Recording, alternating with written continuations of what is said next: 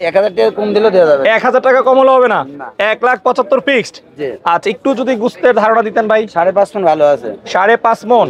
আচ্ছা, 5.5 মণ হলে তো মানে বলতে পারি যে বাজার ঠিকই আছে এখন পর্যন্ত। অবশ্যই। আচ্ছা আচ্ছা, পান্নাত ভাই এরপরে দেখা, এটা তো বিক্রি হয়ে গেল, এই দুইটা বিক্রি হয়ে গেল একটু আগে। আচ্ছা, এই যে এটা বাকি রয়েছে না? যে এই দুইটা আছে, ওইটা আছে। আচ্ছা, এই দুইটা আছে। এটা দাম চাচ্ছেন কত?